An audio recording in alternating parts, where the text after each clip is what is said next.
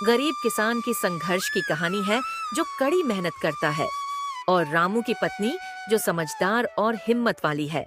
रामू सुबह सुबह अपने खेत में काम करता है। उसके चेहरे पर थकावट और चिंता की लकीरें होती हैं। वह अपने छोटे से खेत में कड़ी मेहनत कर रहा होता है, लेकिन फसल सही से नहीं उग पा रही होती है। उसकी पत्नी सुधा उसके पास आती है और बोलती है,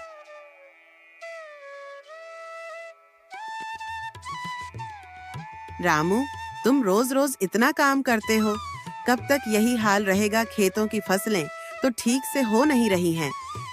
सुधा, यह समय बड़ा मुश्किल है। बारिश ठीक से नहीं हो रही और सूरज की गर्मी बहुत ज्यादा है। फिर भी मुझे उम्मीद है कि कुछ तो होगा अगर मेहनत करूंगा।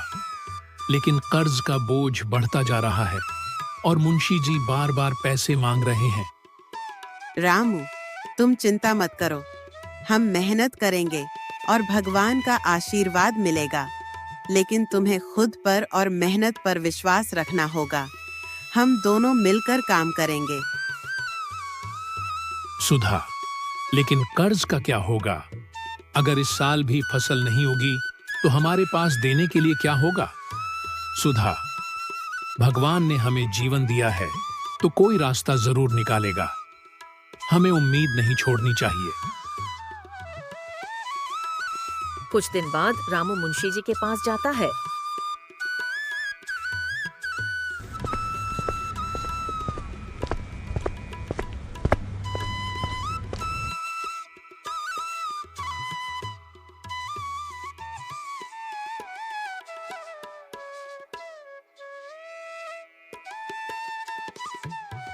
रामू, फसल कैसी है? कर्ज का समय तो पास आ गया है। तुम क्या करने वाले हो? मुंशी जी, इस बार भी फसल ठीक से नहीं हुई है। मैं मेहनत कर रहा हूँ, लेकिन बारिश और मौसम ने साथ नहीं दिया। आप मुझे थोड़ा और समय दे सकते हैं? समय देने से कोई फर्क नहीं पड़ता रामू। कर्ज चुकाना ही होगा। तुम्हारी हालत में सुधार होता नहीं दिख रहा है। तुम्हें किसी और रास्ते का सोचना होगा, नहीं तो तुम्हें अपनी जमीन बेचना पड़ेगी। मुंशी जी, मेरे पास और कोई रास्ता नहीं है। अगर मेरी जमीन ही चली गई तो हम और हमारी फैमिली कहां जाएंगे? ये तुम्हारी समस्या है रामू। मैं तुम्हारी मदद नहीं कर सकता। समय पूरा हो चुका है। रामू फिर वहां से अपने घर की ओर निकल जाता है। फिर उसको रास्ते में गांव के एक बुजुर्ग बाबा मिल जाते हैं। रामू बेटा, क्या हुआ? तुम्हारे चेहरे पर चिंता की लकीरें हैं। क्या तुमने सब कुछ छोड़ दिया? कुछ समझ नहीं आ रहा है बाबूजी। मेरे पास कुछ भी नहीं बचा। कर्ज का दबाव है और फसल भी ठीक से नहीं हुई। अब क्या करूं? मुंशी जी कह रहे हैं कि मुझे अपनी जमीन बेचनी पड़ेगी। बेटा, जीवन में कठिनाई आती है, लेकिन हमें कभी हार नहीं माननी चाहिए। यह सिर्फ एक दौर है। जरा सोचो, क्या तुमने किसी भी अवसर को पूरा करने की पूरी कोशिश की है? क्या तुम्हारी मेहनत और भरोसा सच्चे हैं? क्या मतलब है आपका बाबूजी? इसका मतलब यह है कि जीवन में कभी कभी हमें खुद को फिर से खड़ा करने का मौका मिलता है। अगर तुम्हें फसल का मौसम सही नहीं मिल रहा, तो इसका मतलब यह नहीं कि तुम हमेशा हारोगे। अब तुम्हें अपनी मेहनत को और अधिक संजीदगी से देखना होगा।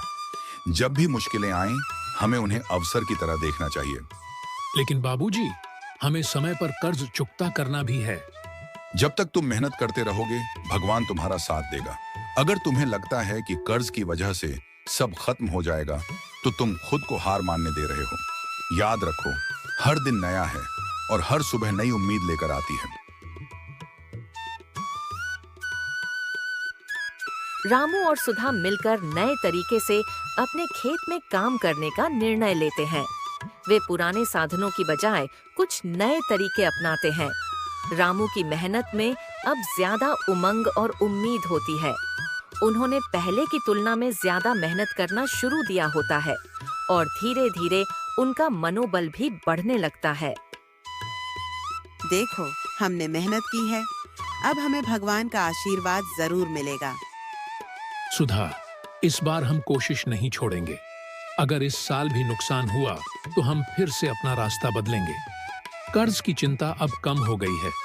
क्योंकि मैं जानता हूँ कि मेहनत से कुछ भी संभव है। 1 महीने बाद रामू की फसल अच्छी हो जाती है। उसने सही समय पर मेहनत की और भगवान ने उसका साथ दिया। वह खुश होकर अपने खेत में काम करता है।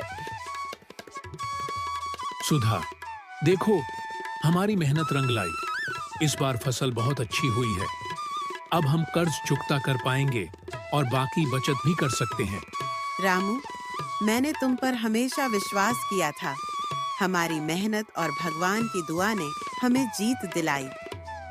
यह कहानी से हमें यह सीख मिलती है कि गरीबी और संघर्ष जीवन का हिस्सा होते हैं, लेकिन अगर इंसान मेहनत और हिम्मत से काम करता रहे तो कोई भी मुश्किल उसे तोड़ नहीं सकती। हर कठिनाई के बाद सफलता मिलती है अगर हम हार नहीं मानते। मेहनत, विश्वास और सही सोच ही हमें जीत दिलाती है।